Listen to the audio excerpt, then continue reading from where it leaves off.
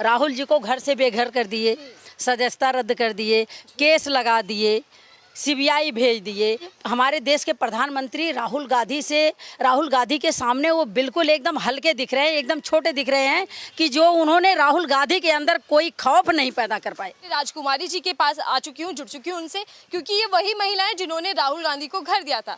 अब घर की बात आई है तो जब उनको ये अधिकार मिलेगा कि उनको कई गुना बड़ा घर उनको दिया जाएगा, यानी कि कैबिनेट मंत्री के तौर पर ही सारी सुरक्षा और जो सहूलियतें हैं वो राहुल गांधी को मिलने जा रही है। मैं बातचीत करती हूँ राजकुमारी जी से। राजकुमारी जी, कैसा लग रहा है? राहुल गांधी नेता विपक्ष बन गए, क्या अब उनको और बल मिल गया है? मजबूती के साथ उनको देखा और समझा जाएगा और मजबूती से ही वो सदन के भीतर अपनी बातें रखेंगे।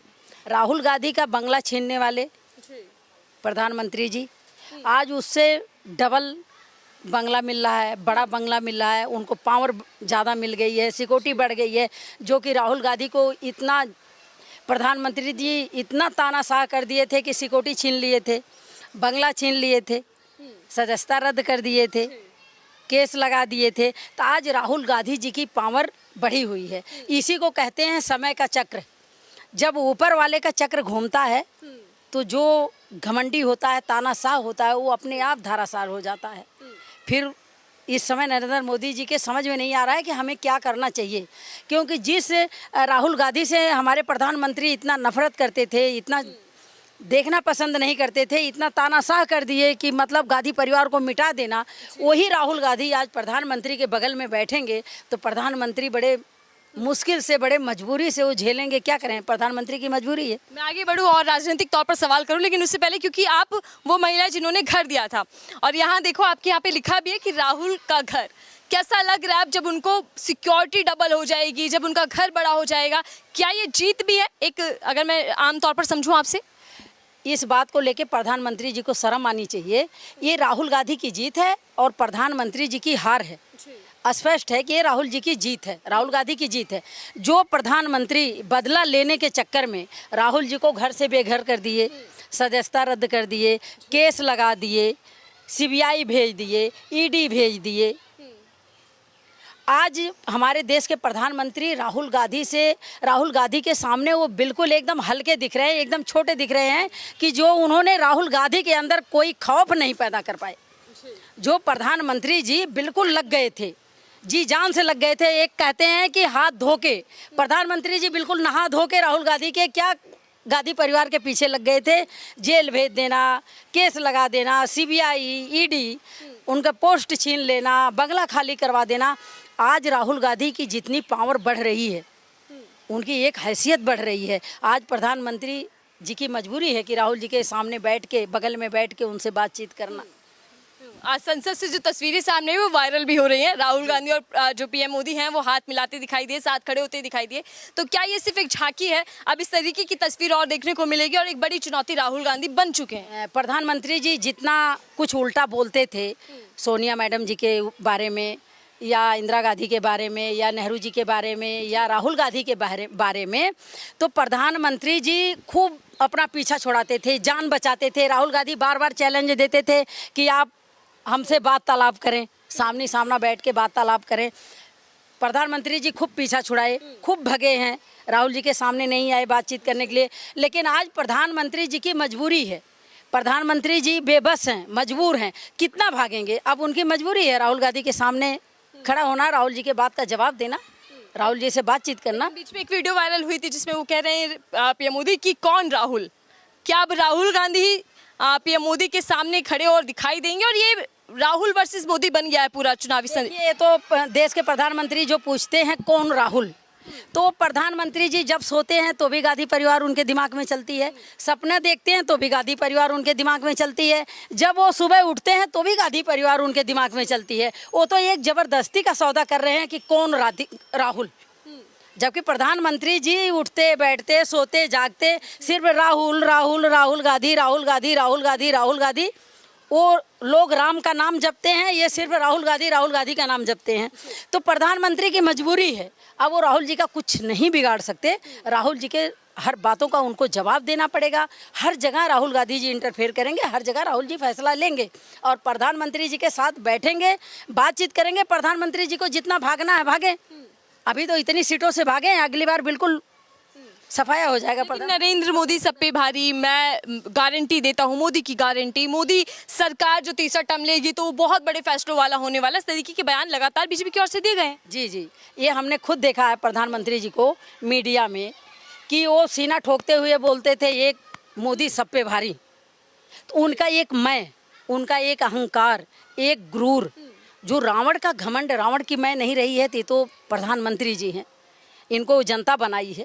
अगर जनता बनाती है किसी को तो जनता बिगाड़ने भी जानती है। और जो ये 400 पार 400 पार 400 पार करते थे, यहाँ जनता सबक सिखा दी। और अब इनकी मजबूरी है कि राहुल जी के पास बैठना, राहुल जी से सलाह लेना, राहुल जी से बातचीत करना। अब भाग के कहाँ जाएंगे? राहुल जी इनकी पीछा नहीं छोड़ेंगे, क्योंकि आज तक देश के प्रधानमंत्री राहुल गांधी के अंदर खौफ नहीं पैदा कर पाए। राहुल जी निडर होकर लड़ाई लड़े और आगे भी निडर होकर लड़ेंगे। जब प्रधानमंत्री जी राहुल जी का बंगला छीन लिए थे, सिक्योरिटी छीन लिए थे, तो भी राहुल गांधी डरते नहीं थे, निडर होकर उनकी बातों का जवाब देते थे और लड़ने के लिए मैदान में उतर गए थे। रोडों पे, गलियों में, सड़कों पे, गांव में, शहर में उन्होंने पैदल यात्रा की। ठंडियों में कि जो खर्राटे की ठंडी पड़ती थी, थर्राटते थे लोग। भाजपा के लोग बोलते थे टी-शर्ट जांच करवाया जाए कि इसमें क्या है कि राहुल गांधी को ठंडी नहीं लगती। तो राहुल गांधी वो शख्स हैं कि जो प्रधानमंत्री को ठंडियों में पसीने ला दिए थे, ठंडी में गर्मी ला दिए थे। तो अब तो राहुल गांधी की पावर बढ़ गई है। और ये पावर बढ़ने के बाद क्या लगता है कि कौन किस पर भारी होने वाला है संसद के अंदर? देखिए, राहुल गांधी की ये सोच नहीं है। राहुल गांधी संस्कारिक है, ऐसे घर में वो पैदा हुए हैं कि जो उनका परिवार पूरा देश को आज तक चलाते आई है, देश की आज़ादी में भागीदारी ली है। तो राहुल गांधी एक अच्छे स्वभाव के, अच्छे विचार के हैं कि हमें युवाओं के लिए क्या करना है, बेटियों के लिए क्या करना है, नौकरी के लिए क्या करना है, शिक्षा के लिए क्या करना है, बिजनेस के लिए क्या करना है, देश के अच्छाई के लिए क्या करना है, गरीब पब्लिक के लिए क्या करना है। राहुल गांधी ऐसे नरेंद्र मोदी की तरह नहीं है कि एक बदले की भावना के लेके केस लगा दो, ईडी बैठा दो, छापा डलवा दो, सीबीआई भेज दो। राहुल गांधी ऐसे प्रकार के व्यक्ति नहीं हैं। राहुल गांधी संस्कारिक हैं, जिनकी दादी भी प्रधानमंत्री रह चुकी हैं, उनके पिताजी प्रधानमंत्री रह चुके हैं, उनकी मम्मी देश की राष्ट्र अध्यक्ष रह चुकी हैं। तो उनको संस्कार है, वो संस्कारिक हैं। वो प्रधानमंत्री की तरह नहीं तानाशाह, कभी जर्सी गाय बोल देना, महिलाओं का मंगलसूत्र बिकवा देना, महिलाओं को उनके राज में नंगा घुमवा देना। ये प्रधानमंत्री जी एक तानाशाह विचार उनका है, तानाशाह की भावना है। राहुल गांधी एक शिक्षित है, एक खानदानी परिवार से हैं जो अच्छी तरह से देश को चलाएंगे। जी, लेकिन ये जो फैसला सामने आया इंडिया अलायंस की ओर से कि राहुल गांधी नेता विपक्ष होंगे, क्या लगता है इस फैसले के बाद, राहुल गांधी नेता विपक्ष बनने के बाद बीजेपी खेमे में कुछ खलबली मच चुकी है, कहीं ना कहीं डर या टेंशनें बढ़ गई हैं? देखिए, प्रधानमंत्री जी के तो पसीने छूट गए हैं। जो प्रधानमंत्री जी, राहुल जी चैलेंज देते थे कि प्रधानमंत्री जी एक बार हमारे सामने बैठ के बातचीत करें। आज तक 10 साल हो गया, तीसरी बार प्रधानमंत्री बन गए, डर के मारे राहुल गांधी के सामने नहीं बैठे। मंचों पे खूब झूठ बोले, खूब भाषण दिए, खूब लच्छेदार भाषण दिए, लेकिन राहुल गांधी के सामने बैठ के इन्होंने आज तक बातचीत नहीं की। अब देश के प्रधानमंत्री की मजबूरी है कि राहुल गांधी के साथ बैठना, और राहुल गांधी उनके साथ बैठेंगे। प्रधानमंत्री बातचीत नहीं किए, ठीक है, लेकिन अब उनकी मजबूरी है कि बातचीत करना पड़ेगा, बात का जवाब देना पड़ेगा, सही तरीके से देश को चलाना पड़ेगा। और अब कई फैसलों में राहुल गांधी अपनी राय रखेंगे, सहमति बनाने की कोशिश यहाँ पर पीएम मोदी करेंगे, लेकिन क्या लगता है कि बिना राय, बिना सहमति के कोई डिसीजन नहीं ले पाएंगे अब पीएम मोदी? विपक्ष इतना मजबूत और राहुल गांधी इतना निडर, इतना मजबूत कि जिनके अंदर स्वार्थ की भावना नहीं है। उनको जो कहते हैं कि राहुल गांधी पीएम के लिए कर रहे हैं, तो राहुल गांधी, सोनिया गांधी एक उदाहरण है कि जो सोनिया गांधी चाहते तो पीएम बन जाते, या सोनिया गांधी चाहते तो राहुल गांधी को पीएम बना दिए होते। राहुल गांधी स्वार्थी नहीं है, उनको कुर्सी की लालच नहीं है। उनके शुरू से लेके आज तक उनका दादी हो, नाना हो, उनके लोग देश के लिए मरे हैं, मिटे हैं, अपना खून पसीना बहाए हैं।